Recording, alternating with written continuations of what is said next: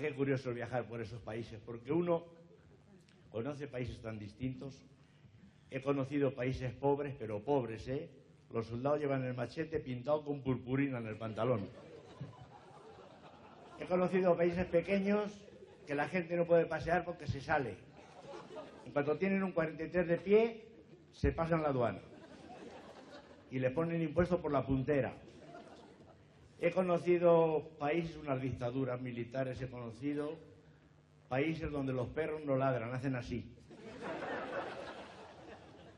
Y también he conocido países grandes como Brasil. ¿Qué país Brasil? Tiene una selva, el Amazonas, que es como la Casa Campo, pero a lo bestia. O sea, como si llegaras a La Coruña y te dijeran, siga, que hay más, así. Y llena de bichos peligrosos. Está el gusano tornillo, que se te mete rosca por la uña del dedo gordo y te sale por aquí.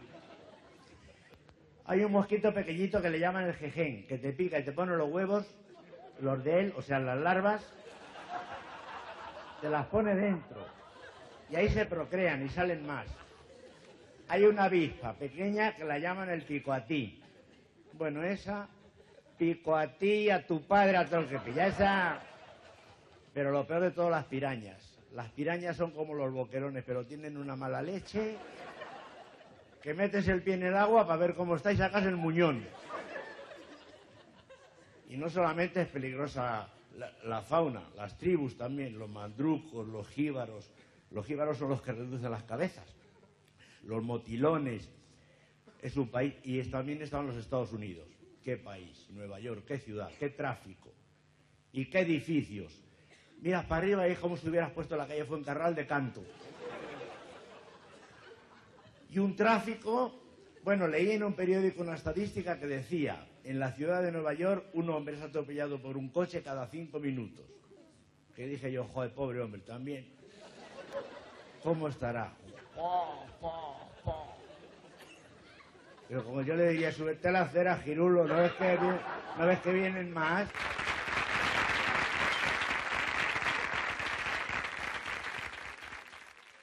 Buenas noches. Me llamo Miguel Gila, nací en Madrid el 12 de marzo del siglo XX.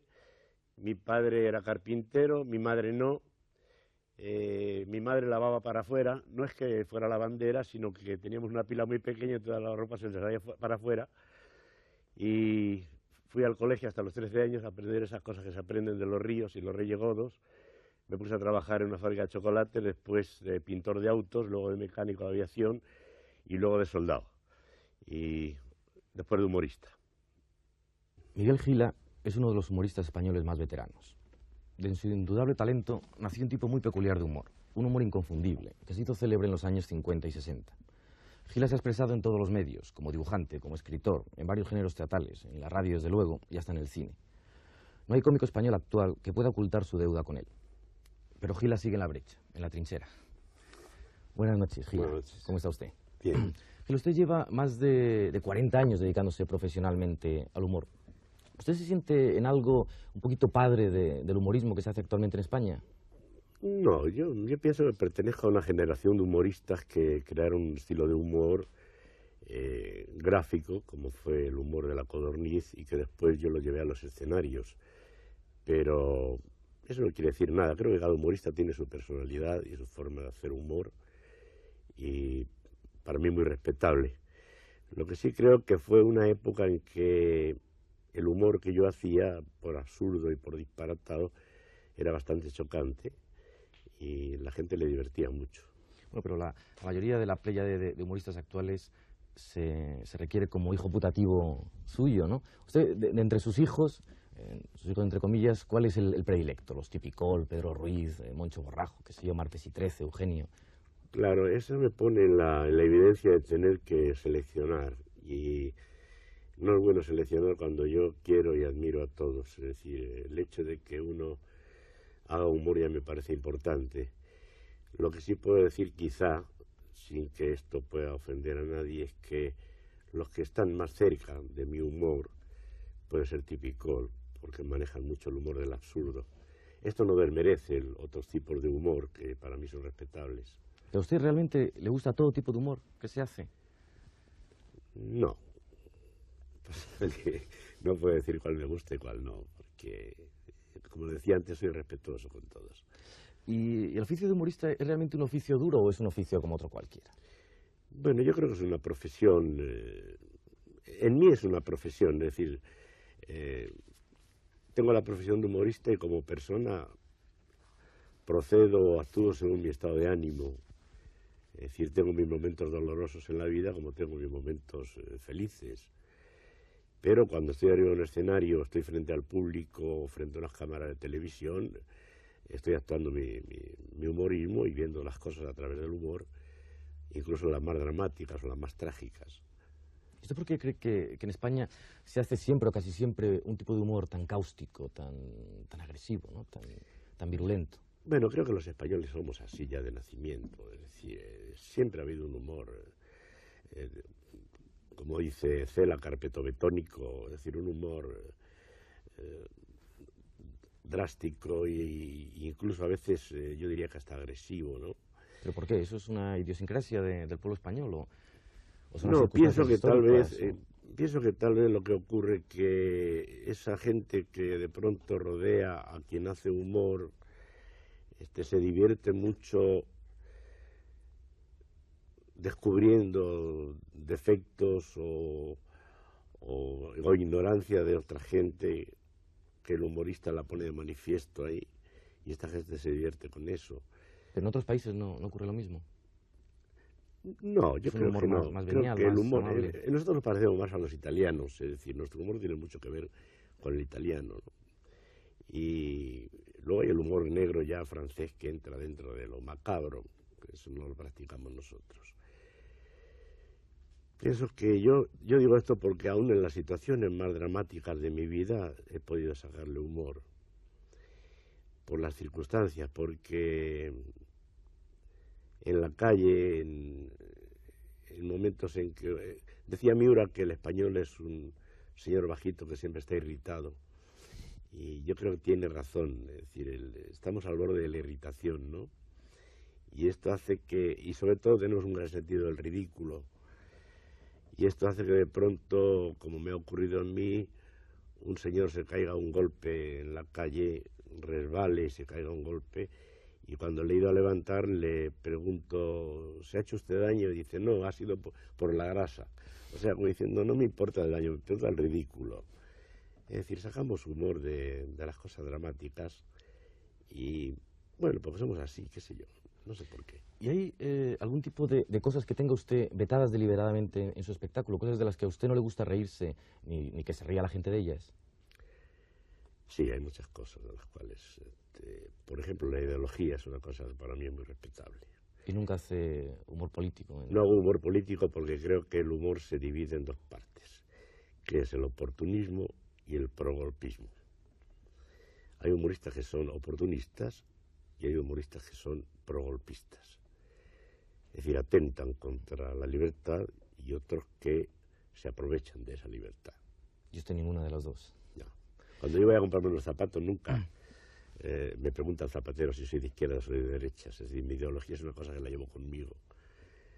Humor verde tampoco es muy caro para usted, ¿sí?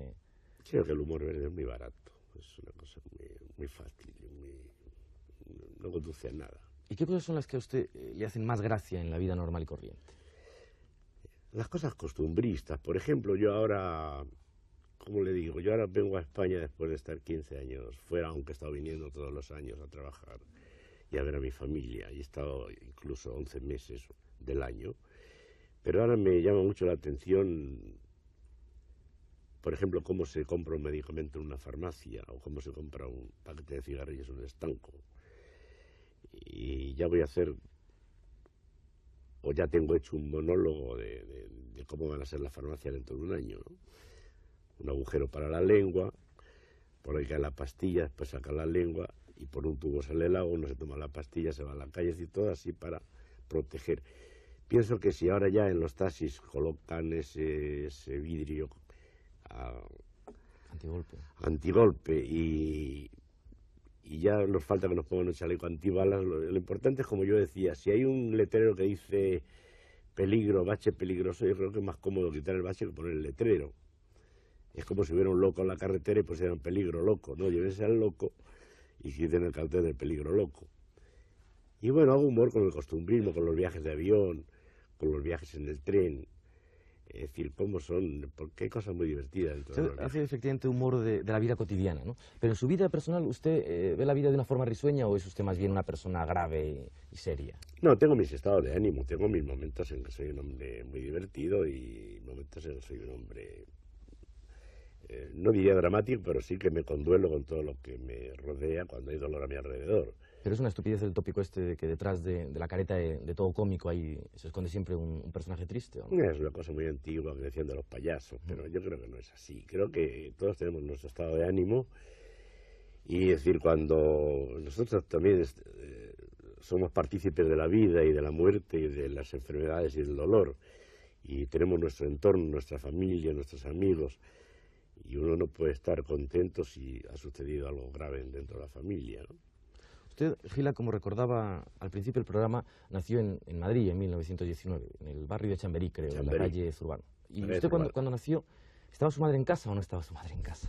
Sí, estaba en casa. Sí, estaba en casa. Estaba en casa porque entonces, porque hubiera podido estar en maternidad y yo nacer en la calle Zurbano, no. Estaba en casa porque las madres de entonces eran otra cosa. No son como las madres de ahora que dicen, bueno, que naja donde quiera, en Soria, donde sea, no. Había que nacer donde estaba la madre porque éramos muy respetuosos los niños antes de nacer. ¿Usted qué recuerdos tiene de su infancia, entonces? Muchos y muy agradables. Por ejemplo, jugar al fútbol en la calle Bascal. Y de pronto gritar, ¡coche! Porque venía un coche por ahí lejos. Y le gritábamos, venga, venga, deprisa. Parábamos el fútbol para que pasara el coche. Y seríamos el partido. Y ir al campo de Chamartín, porque los equipos de entonces eran pobres, tenían un solo balón. Y cuando el balón se salía a la calle por la carretera Maudés, pues hasta que no entrábamos un chico con el balón no seguía el partido. Entonces, y veíamos el balón que subía o que iba para allá o para acá y todos los chicos corríamos para allá y luego corríamos para acá y cuando el balón salía, que la tapa era baja, entonces uno de los chicos que cogía el balón entraba con el abrazado y le dejaban entrar gratis a ver el fútbol.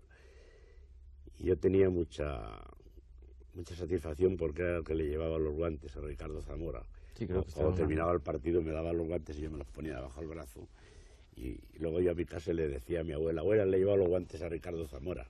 ¿Pero por qué se los daba usted? ¿Tenía especial predilección? Porque me tenía mucho aprecio. Me decía, ven aquí obispo, me llamaba obispo, no sé por qué. Y entonces me daba los guantes, toma, llévame los guantes, hasta los vestuarios. Y lo contaba yo en mi casa como una gran proeza. Y mi abuela decía, este chico es tonto, ¿qué tiene que llevar guantes a Zamora? Estudia, déjate llevar los guantes de nadie, decía mi abuela. Era una ¿Y a época... qué más cosas se jugaba entonces? ¿Cuáles eran sus juegos? Bueno, nosotros jugábamos a la toña, por ejemplo.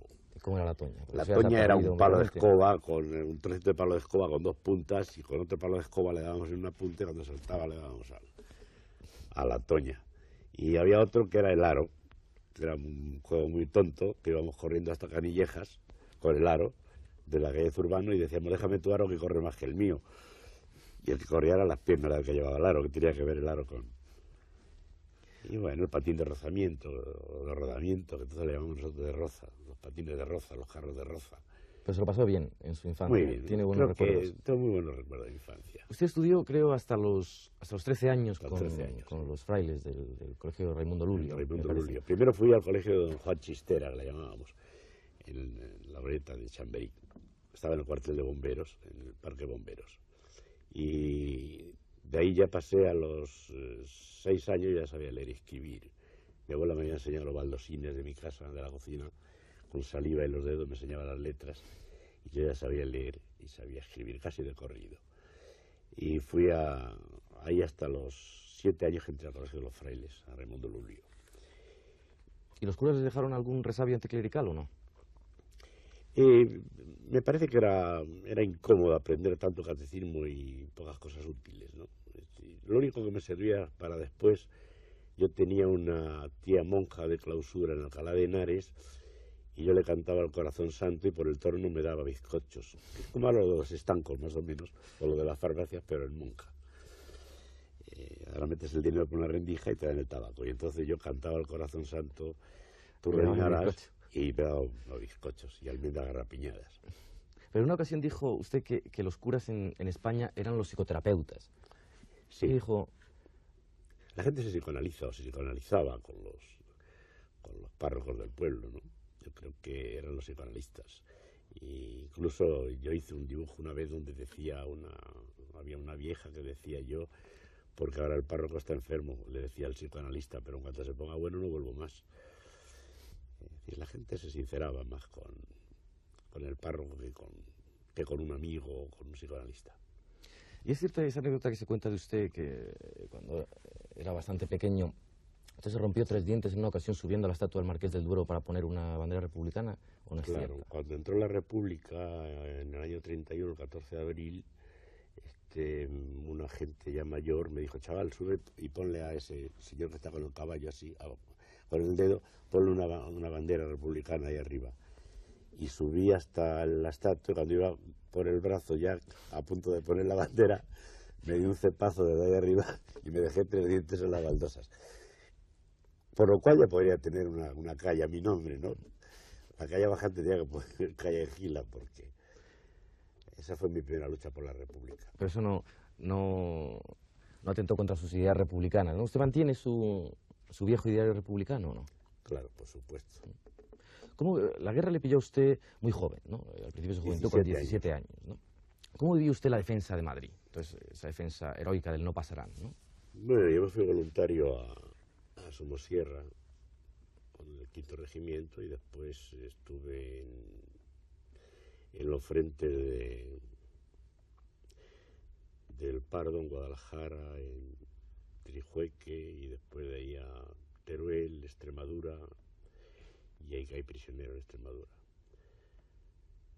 Así que viví la defensa de Madrid todo el tiempo que estuve en la Cuesta de las Perdices, en la carretera del Pardo, en el sector de la Peraleda, en el río Manzanares, toda esa parte del Pardo. ¿Y era vibrante aquel momento?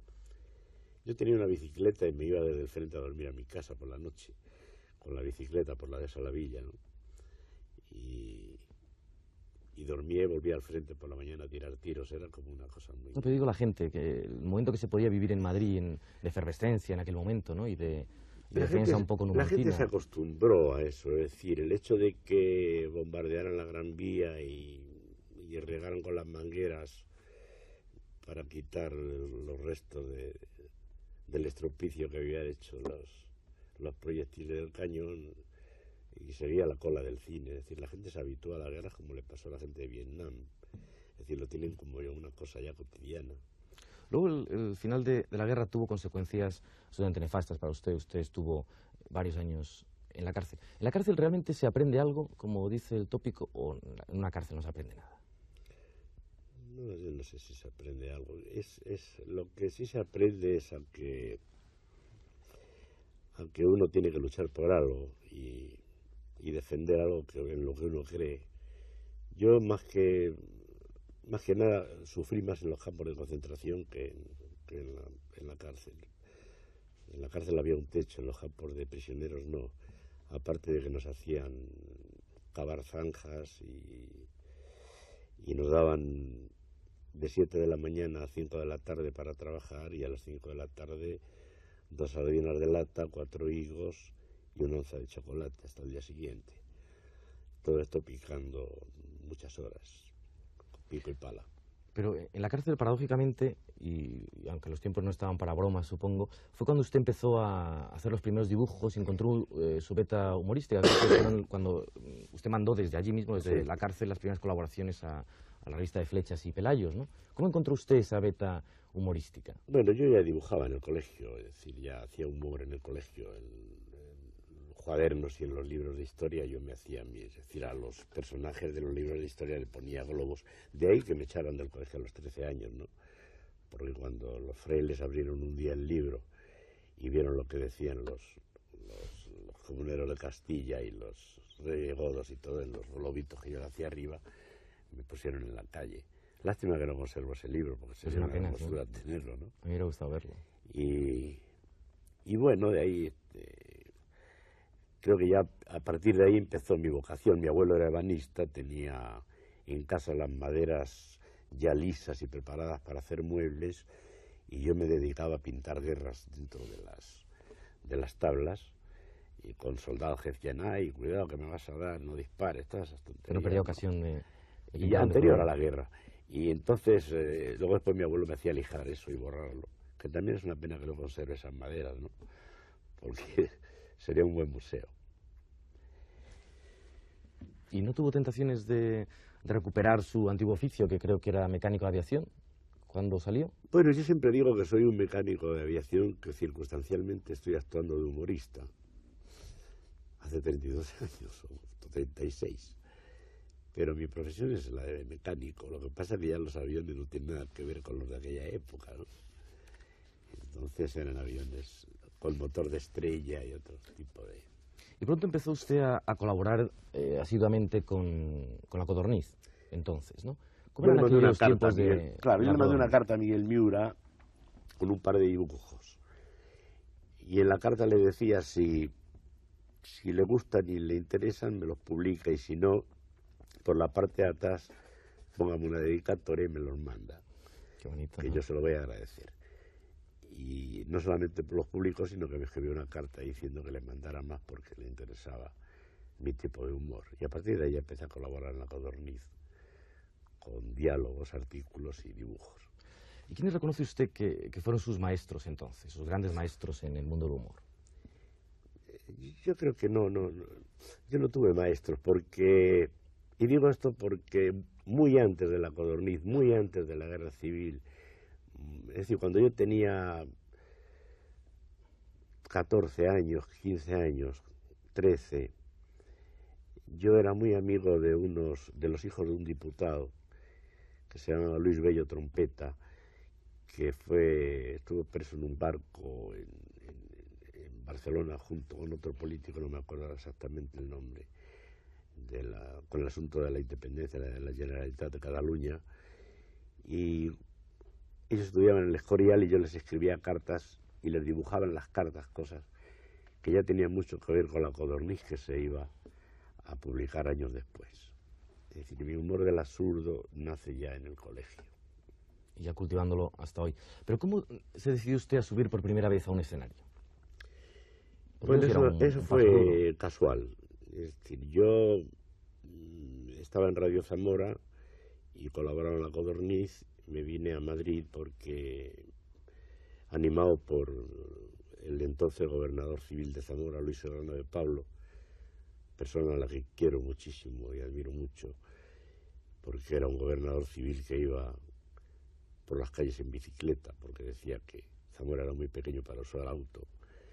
Es decir, y animado por él me vine a Madrid y me dediqué a escribir algunos monólogos para gente que los necesitaba, para cuando hacen un fin de fiesta con motivo de las 500 representaciones. Y hubo alguien que me dijo, ¿por qué no escribes algún monólogo? Porque siempre es la misma cosa de salir a recitar un poema o salir a recitar. Y entonces se me ocurrió escribir un monólogo y llevárselo a Antonio Casal, y me dijo, yo no, esto no lo hago yo, porque esto es un disparate, van a quemar el teatro, pero hazlo tú. Y entonces me aparecí por la Concha del Apuntador, vestido de soldado, y me largué el monólogo en el Teatro Fontalba, en el desaparecido Teatro Fontalba, y fue unas carcajadas y unos aplausos y una cosa tan inesperada, que de ahí surgieron los primeros contratos. Y ya de ahí a la radio, a la SER, donde usted alcanzó una popularidad enorme en aquellos años, Sí, ¿no? ahí Pues con eran José los Luis años que todavía no Péquer había hacíamos, televisión, ¿no? hacíamos un programa los miércoles y viernes. Programa de tal éxito que la gente no entraba al cine hasta que no terminaba el programa, con lo cual se perdía en el nodo. Entonces vino un oficio del Ministerio obligando a Radio Madrid a que adelantaran el programa. Para que la gente pudiera entrar al cine a gente tiempo y entrara y viera el nodo, que era su obligación, como estaba mandado, ¿no? ¿Y realmente fue un camino de rosas para usted? En aquellos años usted, con una celeridad enorme, se hizo muy popular en aquella época. Sí. Sí lo fue. ¿Usted no tuvo nunca problemas con la censura? Tuve bastantes problemas. Más que con la censura, con los censores, porque los censores de cada lugar tenían su mentalidad propia y cuadrada en más o menos dimensión, ¿no? Pero siempre cuadrada. Y ya tuve una vez se publicó un artículo en España diciendo que no había presos en las cárceles, presos políticos, y a mí se me ocurrió hacer un monólogo sobre los presos, en el cual yo llevaba el número 25.384 y le decía, hablaba por teléfono con mi madre y le decía, cuando me llamen no llames a la centralita, llámame directamente, y mira, te voy a dar el número. Le daba el número del teléfono, que era el número que llevaba yo en el pecho. Y entonces el censor me dijo, esto no lo puede usted decir por radio, así que inventes otra cosa o diga algo de lo que ya dijo. Y tuve un encuentro con él y le dije, mire, yo no repito, lo voy a decir, usted haga lo que quiera. Entonces a mitad cuando apenas empecé, me metieron el disco de Ailili, el que estaba de moda en aquella época, y me suspendieron de trabajo por 6 meses, me retiraron el pasaporte y me pusieron una multa de 100.000 pesetas. 100.000 pesetas. Eso fue una. Otra, más absurda todavía, es llegar a Mérida, por ejemplo, y decirme el censor, no se le ocurrió decir nada del aceite. No va a usted decir lo del aceite. Digo, ¿qué aceite? Es que el otro día vino aquí un payaso que dijo que los americanos se llevan el aceite. Así que no me diga usted nada del aceite ni de los americanos. Dice, no se preocupe, yo no voy a hablar del aceite. Es decir, cosas de esas, o de pronto. Yo fui culpable de que los pueblos... ¿Pero qué pasaba entonces con el aceite? No sé, que dice que los oleoductos ese que habían esos americanos, que no era para traer petróleo, era para llevarse, llevarse aceite. Sí, no sé, un payaso se le ocurrió decir eso, entonces creían que todos los humoristas lo íbamos a decir. Y otra de las cosas, yo soy el responsable de que, y pido disculpas y pido perdón por ello, soy el responsable de que en los pueblos menores de 100.000 habitantes no pudieran salir mujeres en las revistas. Porque por una rebelión mía, en Mérida y en Eibar, el ministerio mandó, en la época de Arias Salgado, mandó un escrito prohibiendo que en los pueblos menores de 100.000 habitantes salieran las mujeres. Porque yo me rebelé contra eso, y cuando me dijeron que no podía sacar a las mujeres al escenario, al ballet, yo me encaré con el público y le dije, señores, traigo un ballet francés que es una maravilla, pero según el censor de esta localidad ustedes no están capacitados para ver mujeres. Y ahí se armó la de Dios es Cristo. Fueron a buscar al censor, le dieron 35 bofetadas. ¿Y usted pudo pagar con facilidad aquella multa de la que hablaba antes de 100.000 pesetas, que entonces era una fortuna? Usted en muy poco tiempo pasó, creo, de ganar 22 pesetas diarias a ganar más de 3.000, que era muchísimo dinero en aquella época. Sin embargo, usted nunca ha llegado a hacerse rico, de verdad, ¿no? ¿Por qué no? No, es que no quiero ser rico. Sí, creo que es muy complicado ser en una rico. ocasión Fui rico en una ocasión, que era muy incómodo ser rico, ¿no? Sí, ¿Por qué? yo fui rico una vez. Fui rico. Pues mire, le explico por qué. Uno se rodea de cosas y esas cosas necesitan un personal que las maneje. Y entonces yo tenía un chalet en Palma de Mallorca, otro chalet en la Costa de Azar, el piso de Madrid. tenía 3 coches, un chofer, un barco, 2 marineros. Y entonces, cuando yo estaba en México, pues a lo mejor me llamaba el marinero y decía: oiga, señor Gila, está mi madre muy enferma, ¿por qué no habla usted con el doctor, con Muñoz Jalero, que es amigo de usted, a ver si la puede operar? Y entonces yo resultaba que tenía mi madre, más la del marinero y la del chofer, tenía como 4 madres. Y era muy complicado todo.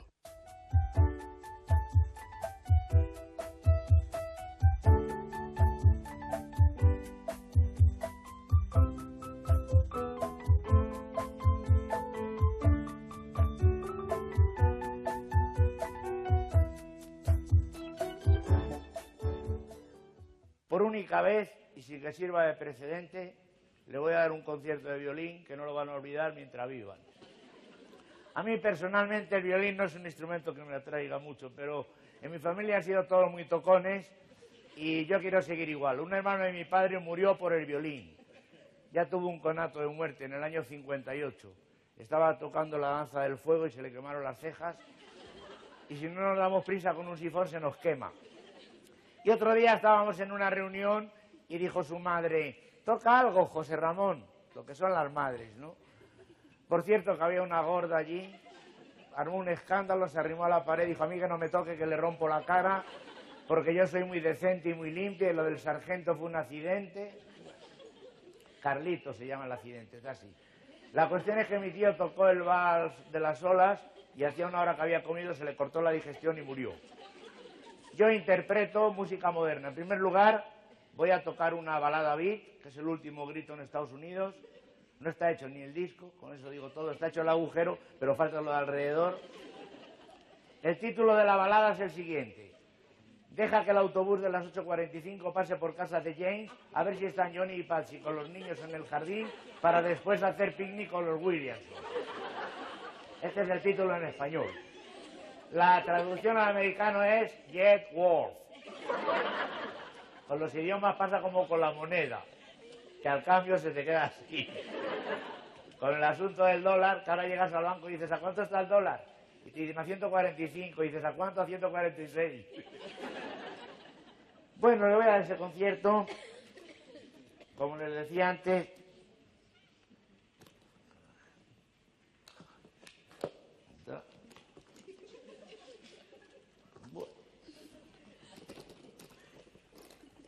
pues como no me den una brelata, oye.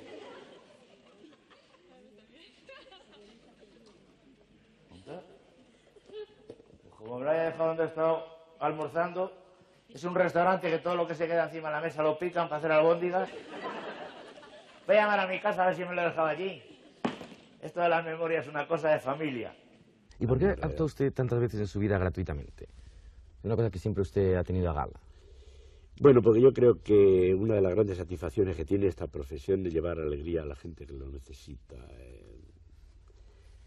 Lo mismo en hospitales que en el penal de Ocaña o en yeserías, en la cárcel de mujeres, que en un hospital de Málaga donde los niños están escayolados del cuello a los pies por problemas de columna.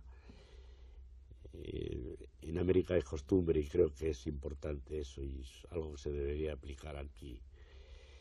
Que el gobierno haga los domingos por la mañana una actuación gratis para la gente que no tiene posibilidades económicas de ir a un espectáculo, y eso es actuar en la Media Torta de Colombia o en la Alameda de México, que lo hacen todos, lo ha hecho Rafael, lo ha hecho Serrat y lo han hecho toda la gente que ha pasado por allí. ¿Y a usted cómo se le ocurrió incorporar el teléfono a sus espectáculos? Sus conversaciones de teléfono se hicieron enormemente célebres, ¿no? El oiga es la guerra, ¿no? Que me pongan. Claro, porque esto lo hice porque yo hubo una época en que trabajé muy poco tiempo en pareja con un gran amigo, creo que el mejor amigo que he tenido, que se llama José Luis Ozores Peliche. Y entonces trabajamos una temporada juntos. Y había los problemas de los viajes y esas cosas que de pronto nunca estábamos de acuerdo. Yo tenía mucho interés en ir a América y José Luis no quería ir, y bueno, entonces pensamos que era mejor trabajar cada uno por su cuenta, aparte de que él era un primer actor de una gran dimensión, como lo demostró en el Carabobo de los 4 coroneles, y lo mismo hacía eso que hacía el Tren de París o comedia. Y entonces pensé de qué forma podría tener una pareja que no pusiera ningún inconveniente a la hora de viajar y con la cual poder dialogar. Y se me ocurrió lo del teléfono, que fue una buena idea porque Hizo fortuna, desde me luego. permite dialogar, ¿no? Sin necesidad de tener una persona que viaje conmigo, ni molestarla, ni esas cosas. Usted, yo creo que ha encarnado como nadie el personaje del Paleto, ¿no? Con aquella boina calada. Pero usted, ¿qué consideración tiene del Paleto? ¿Le parece en realidad un filósofo, como algunas veces ha dicho, o es más bien un tonto? Yo quiero dejar una cosa muy clara. Creo que se confunde mucho la palabra bruto con la palabra ignorante. El ignorante es ignorante porque no ha tenido posibilidad de estudio y nada más. Y el bruto es bruto porque es bruto, de lo que nace. Por más que estudies, que es bruto. Entonces, cuando yo hago un cateto, no hago un hombre bruto. Hago un hombre de pronto que es ignorante porque no ha tenido acceso a los estudios y nada más. Y porque he vivido mucho tiempo en Castilla, en los pueblos de Castilla, y he visto cómo actúan los muchachos de los pueblos. Pienso que ahora ya no, pienso que la juventud ha cambiado mucho, por muchas razones, porque hoy hay otros medios de comunicación, porque hoy hay otro acercamiento a la cultura que no había entonces. Pero si había una castración dictatorial para las capitales, imagínese lo que era entonces para los pueblos, ¿no? Y la gente no veía más allá de lo que tenía 1 kilómetro alrededor del pueblo. Y entonces, bueno, se manejaban esas bromas. Y es verdad que usted una vez ganó un premio en unos grandes almacenes de Nueva York, porque había retado los grandes almacenes al público a ver quién era capaz de decir un artículo que ellos no tuvieran, y usted dijo que una boina. Y no la tenían. Y no la tenían. No, tenían de visera, pero boinas no. Y lo ganó. Tenían boinas verdes y boinas rojas y azules, pero boina negra con rabo no. Y aparte del Paleto, ¿qué otros personajes son sus favoritos? Yo creo que el soldado. Lo sigo haciendo y pasarán 30.000 años y lo seguiré haciendo porque es tal el rencor que tengo contra la guerra y contra todo lo que supone la obediencia y la humillación. Yo he padecido muchas humillaciones en mi vida a través del servicio militar y de muchas cosas. Y entonces esta es la bronca que le tengo a todo lo de la guerra, a toda esa gente que... Porque yo digo, si un edificio se tarda en construirlo 5 meses, que venga un imbécil con una bomba y en 2 segundos lo destruya, me parece una barbaridad. Y entonces el personaje que más quiero, el soldado. Le quería preguntar, ¿a cómo están las ametralladoras? Joder, ¿y si compramos 2? No tenemos ametralladora, estamos disparando con un fusil normal y lo dispara un tartamudo. Y tampoco tenemos tanques, usamos un 600 con un enano dentro. Y en lugar de disparar, insulta. Bueno, no mata, pero desmoraliza. Y en aviación nos queda un paracaidista porque solo sirven para una vez, porque los tiramos sin nada por ahorrar. A pelo. Usted, Gila, en el 69 se marchó a América, Sí. creo que por razones ideológicas, y ha estado un montón de años recorriendo todos los países de habla hispana. ¿Cuál es el balance un poco apresurado que usted saca de todos esos años en América Latina? Bueno, en principio yo tenía una gran curiosidad por vivir América Latina, no por visitarla, sino por vivirla y saber cómo eran y qué es lo que realmente habíamos aportado nosotros, los hispanos, a la cultura y qué es lo que habíamos desaportado, ¿no? Y tenía ya una indigestión de dictadura. Por otra parte, me estaba vetada la televisión y en aquella época en que ponía en España exporta calidad y dije, bueno, me pongo un sello en una nalga y me voy a América como calidad exportada a que me den las posibilidades de trabajar en los medios que hoy son primordiales como en la televisión. Y bueno, ahí me fui y la consecuencia que saqué pues es que he podido conocer culturas y gente muy interesantes, muy importantes, hacer grandes amistades y aprender muchas cosas. Usted conoció a Hemingway, conoció a Fidel Castro y al Che, con los que comió, creo. Bueno, toda esa gente la conocí por distintas circunstancias, pero todas me sirvieron para establecer con ellos una buena relación, gracias a esta profesión mía que me lleva por el mundo. Hemingway es porque yo estaba en el Hilton de La Habana y éramos 2 o 3 personas los que habitábamos el hotel, y entonces me encontré con Antonio Ordóñez y me dijo, no, ¿qué haces aquí en el Hilton? Vente conmigo, que estoy en casa de Hemingway, te vienes a vivir allí con nosotros.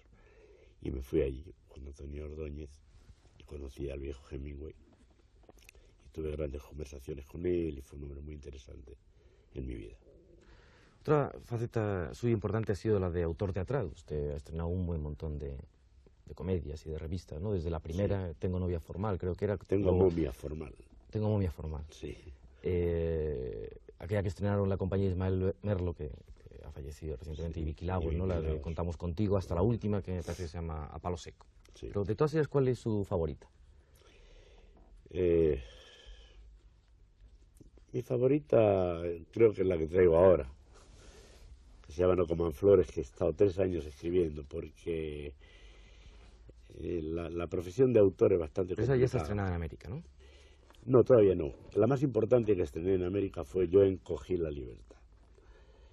Era la historia de un dictador que encogía la libertad, que ahora con la dictadura militar no lo hubiera podido hacer. La hice en la época que estaba el presidente, el general Lanusse, pero que había cierta libertad para tocar temas militares.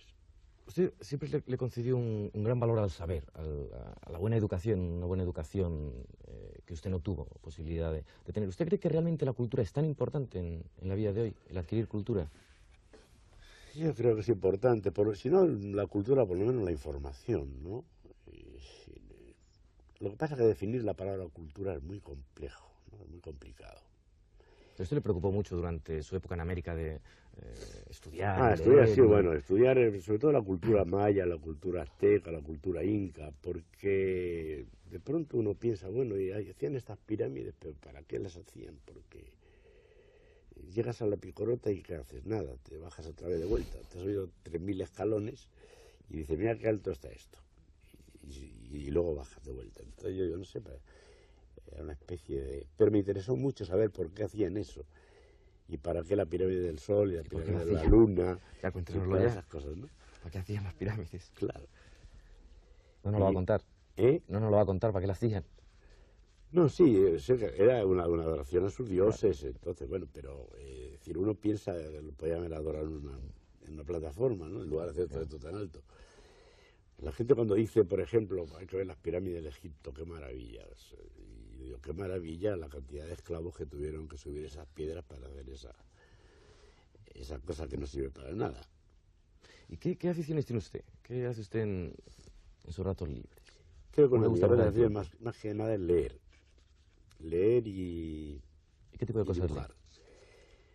No tengo ninguna predilección, pero más que me gustan los libros testimoniales. Es decir, lo último que acabo de leer fue de Gabriel García Márquez, Crónica de una muerte anunciada. Después leí Mi último suspiro, de Buñuel, y luego he leído El hermano bastardo de Dios, de José Luis Coll. Y, es decir, cosas testimoniales. No me interesa la novela. Creo que también le encanta hacer cosas con las manos, que es un auténtico manitas usted, ¿no? Yo no sé si es una herencia del mecánico de aviación. El mono relojero, que me llaman en mi casa, porque arreglo cualquier cosa. Tengo mis herramientas y cuando tengo la cabeza muy cansada, entonces me dedico a hacer trabajos manuales. Yo hacía radio con José Luis Ozores y hacíamos aparatos de radio y transmisores, comprábamos y nos daban unos calambres que nos caíamos de espaldas. Luego hacíamos fotografías, hacíamos muchas cosas manuales. Y con su mujer, María Dolores Cabo, usted no ha trabajado nunca, ella creo que es actriz, ¿no? Por lo menos lo fue. Sí, hicimos juntos una obra que yo creo que es la más importante. Ahora que me recuerda esto, creo que la más importante que he hecho se llamaba La Pirueta. Una obra que yo escribí basada en un texto, en un cuento breve de John Anthony West, un escritor norteamericano, y era la historia de un matrimonio alienado por los medios por la sociedad de consumo, sin ningún tipo de relación a la relación simbiótica que existe en un matrimonio, que se necesitan para agredirse constantemente. Y creo que lo más importante que hice, lo hice en el Teatro Ofelia de México, después lo hice en el Teatro Don Juan de Barcelona y luego lo hice en el Teatro Embassy de Buenos Aires. Y mi mujer y yo éramos los protagonistas de la obra. Tiene una hija muy pequeña, ¿no? ¿Está seguro usted con ella? Muy bien. ¿Sí? ¿Qué quiere usted para ella? ¿Qué pretende de ella? Lo que ella quiera. La voy a dejar elegir, es muy pequeña todavía para saber qué es lo que... Lo que quiero es que sea sana, que sea honesta y que no sea embustera, que sea sincera. Eso es todo lo que le pido. Que sepa decir la verdad. ¿Es en el fondo una persona optimista frente al mundo o es más bien una persona escéptica? ¿Qué visión tiene usted del mundo? ¿Cómo ve en realidad la sociedad actual? Es decir, soy ciclotímico. Tengo mis momentos de depresión y mis momentos de euforia. Creo que eso le pasa a mucha gente, ¿no? Y tengo mis momentos en que me parece que todo va muy bien y todo es una maravilla. De pronto caigo en la depresión de que todo va muy mal y todo es una porquería, ¿no? ¿Pero usted personalmente o el entorno social? No, el entorno social y mundial. No solamente en España, sino en el mundo entero, ¿no? Pienso que se está produciendo un fenómeno curioso, sobre todo particularmente aquí en España. Hay un gran desnivel entre el crecimiento adquisitivo y el cultural. Es decir, la gente durante 40 años que hemos tenido de dictadura ha tenido un crecimiento económico importante y no así cultural. Entonces ese desequilibrio es lo que hace que la gente de pronto pueda adquirir cosas pero no sepa manejarlas, como por ejemplo en la libertad, ¿no? Uno adquiere la libertad porque tiene posibilidad de tenerla, pero no sabe manejarla. Pues una última pregunta, Gila, que nuestro tiempo se termina. Usted se ha pasado la vida trotando de un sitio para otro. ¿Y no ha pensado nunca en afincarse ya en algún lugar y quedarse tranquilo, no? Yo creo que no. ¿O va a seguir usted dando Uno tumbos? no puede pensar en esas cosas, porque decir me quedo aquí para siempre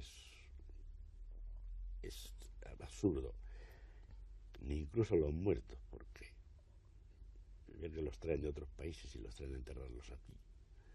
Entonces, ¿cómo puede uno decir me quedo aquí para siempre? Me quedo aquí mientras pueda y mientras me lo permitan y me den las posibilidades de tener acceso a lo que yo quiero o yo necesito.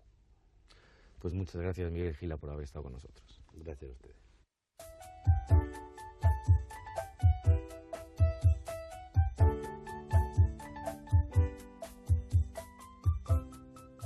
Don Miguel Gila, buenas noches. Buenas noches.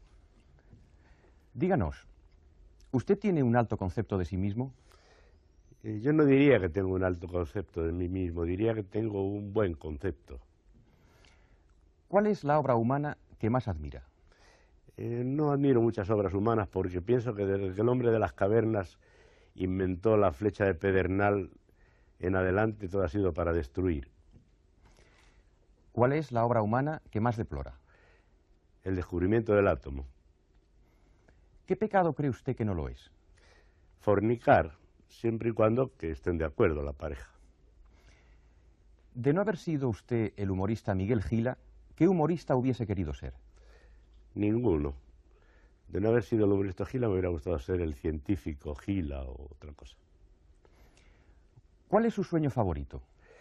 Mi sueño favorito es cuando sueño que tomo impulso y vuelo por encima de las ciudades y de la gente y es un placer que experimento, una sensación de placer muy grande cuando hago esos vuelos y puedo parar y detenerme como si tuviera alas propias. ¿Tiene usted pesadillas? ¿Cuál es la peor de sus pesadillas? No, no tengo pesadillas. Quizá lo único que tengo, a pesar de mi edad, es que todavía sigo soñando que de pronto estoy haciendo servicio militar y digo, oiga, que me tienen que licenciar porque yo hace muchos años que ya terminé. Y dice, no, usted tiene que seguir aquí. Elija 3 cosas para llevarse con usted a una isla desierta. Mi familia, mis amigos y una hamaca. ¿Cuál es el vicio propio o ajeno que más le avergüenza? Creo que lo que más me avergüenza de los vicios es la embriaguez. Es decir, el alcohólico,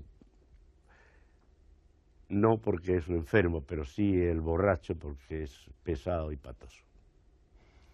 ¿Con qué personaje, real o ficticio, le gustaría pasar una velada íntima? Con el rey don Juan Carlos, porque sería muy interesante aclarar muchas cosas que me gustaría aclarar. ¿Puede darnos un par de buenas razones para vivir? El amor y la amistad.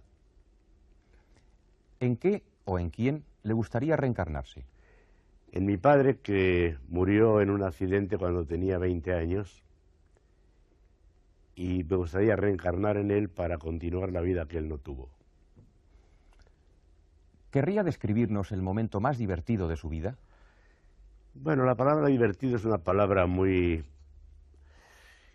ambigua, porque ahora hasta se dice en una casa de modas, este vestido que llevas es muy divertido. Yo diría más bien el momento más feliz de mi vida, cuando nació mi hija. ¿Querría decirnos cuál ha sido el momento más amargo de su vida? Cuando me enteré de la muerte de mi padre.